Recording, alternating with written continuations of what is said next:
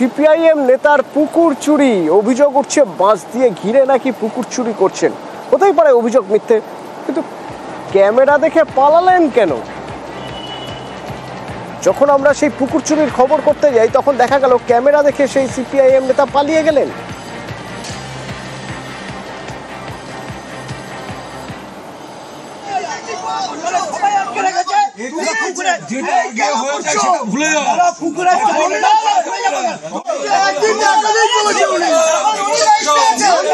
জমি হচ্ছে 11 তুমি কি করে সিমকাটা করো? পুকুর ভরাট করা যাবে না, ভরাট করছো কেন তুমি?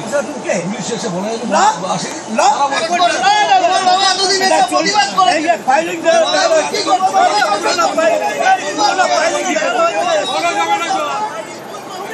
সুবীর রয়েছে সরাসরি আমার সঙ্গে। সুবীর, এলাকার মানুষ অভিযোগ করছেন এই পুকুর সরকারি পুকুর, তাহলে এই পুকুর তিনি দখল করছেন কিভাবে?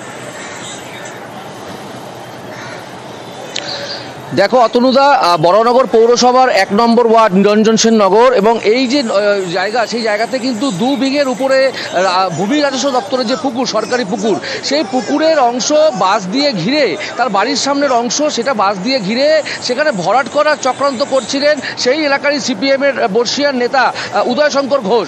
এবং এই যখন তিনি এই কাজ করছিলেন, তখন সকালবেলা যখন কর্মীরা যখন এই বাঁশ ফেলে এই কাজ করছিলেন, তখন কিন্তু খবর এলাকার বাসিন্দারা, তারা কিন্তু ওয়ার্ডের যিনি যুব সভাপতি রয়েছেন তাকে বিষয়টি জানান। তিনি যখন এলাকার লোকজনদের নিয়ে বাধা দিতে যান, তখন কিন্তু সিপিএম নেতার সঙ্গে বচসায় জড়িয়ে পড়েন এবং এলাকায় এই নিয়ে উত্তেজনা তৈরি হয়। এবং তারপরে খবর পেয়ে ঘটনাস্থলে যখন আমরা যাই, আমরা সিপিএম নেতা যিনি রয়েছেন উদয়শঙ্কর ঘোষ, তাকে আমরা জিজ্ঞাসা করি, প্রশ্ন করি যে আপনি কি সরকারি যে জায়গা, এই যে পুকুর, সেই অংশ কি আপনি বাঁশ দিয়ে ঘিরে দখল করতে পারেন?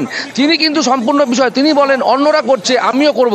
অন্যরা যে করছে আপনি করবেন, আপনি কি কারো অনুমতি নিয়েছেন সরকারি পুকুর দখল করার, বাঁশ দিয়ে ঘিরে দখল করার? তিনি কিন্তু কোনো উত্তর না দিয়েই তিনি কিন্তু সেখান থেকে ক্যামেরার সামনে থেকে পালিয়ে চলে গেলেন। তাকে প্রশ্ন করা হলে তিনি কিন্তু কোনো উত্তর দিলেন না। এবং এই গোটা ঘটনায় কিন্তু এলাকার বাসিন্দারা তারা কিন্তু সরব হয়েছেন এবং তারা বলছেন যে এইভাবে সরকারি পুকুরের অংশ সিপিএম নেতা যিনি রয়েছেন উদয়শঙ্কর ঘোষ, তিনি কিন্তু বাঁশ দিয়ে তার একদম জবরদখল করে কিন্তু গায়ের জোয়ারি দেখিয়ে সেই জায়গা দখল করছেন। এবং এই ঘটনায় কিন্তু সরব হয়েছেন বিধায়ক। পুকুরের সবাই হচ্ছে বাড়িয়ে পাইলিং নিয়েছে, আমিও বাড়িয়ে পাইলিং নিচ্ছি। না না, ভরাট করছি না, পাইলিং নিচ্ছি, ভরাট করছি না। সবাই করেছে তাই আমি করছি। আমি খোঁজ খবর নেবো, আমি একটুখানি জেনে নিই একবার। সিপিএম নেতা হোক, যেই নেতা হোক, যেটা ইলিগাল সেটা ইলিগাল, যেই করুক সেটা অপরাধটা অপরাধী।